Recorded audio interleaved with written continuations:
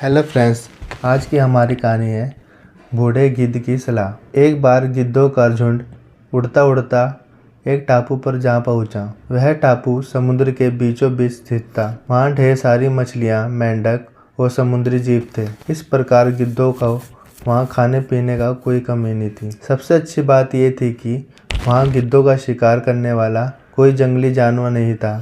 गिद्ध वहाँ बहुत खुश थे। इतना आराम का जीवन उन्होंने पहले देखा नहीं था। उस झुंड में अधिकांश गिद्ध युवा थे। वे सोचने लगे कि अब जीवन भर इसी टापू पर रहना है, यहाँ से कहीं नहीं जाना, क्योंकि इतना आरामदायक जीवन कहीं नहीं मिलेगा। लेकिन उन सब के बीच में एक बूढ़ा गिद्ध भी था। वह जब युवा गिद्धों को देखता तो चिंता में पड़ जाता। वह सोचता कि यहाँ के आरामदायक जीवन का इन युवा गिद्धों पर क्या असर पड़ेगा। क्या ये वास्तविक जीवन का अर्थ समझ पाएंगे? यहाँ इनके सामने किसी प्रकार की चुनौती नहीं है। ऐसे में जब कभी मुसीबत इनके सामने आ गई तो ये कैसे उसका मुकाबला करेंगे?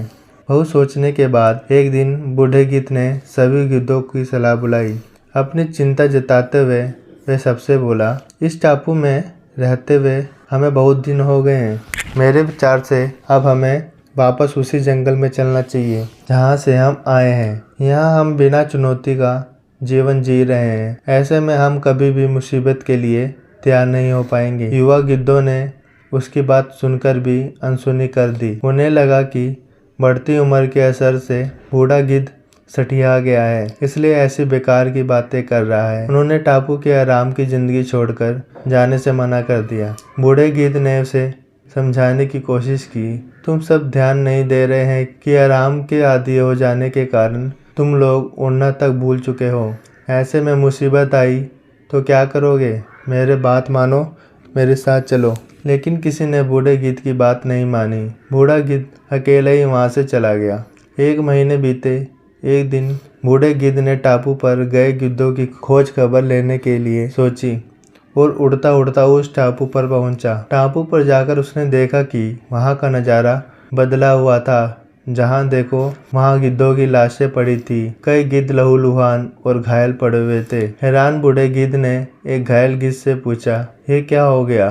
तुम लोगों की ये हालत कैसे हुई? घायल गिद्ध ने बताया, आपके जाने के बाद हम इस टापू पर बड़े मजे की जिंदगी जी रहे थे। लेकिन एक दिन एक जहाज यहाँ आया। उस जहाज से यहाँ चीते छोड़ दिए गए। शुरू में तो उन चीतों ने हमें कुछ नहीं किया, लेकिन कुछ दिनों बाद जब उन्हें आभास हुआ कि हम उड़ना भूल चुके हैं, हमारे पंजे और नाखून इतने कमजोर पड़ गए हैं कि हम तो किसी पर हमला भी नहीं कर सकते और ना ही अपना बचाव कर सकते हैं, तो उन्होंने हमें एक एक कर मारकर खाना शुरू कर दिया। उनके ही कारण हमारा ये हाल है। शायद आपकी बात ना मानने का ये फल हमें मिला है।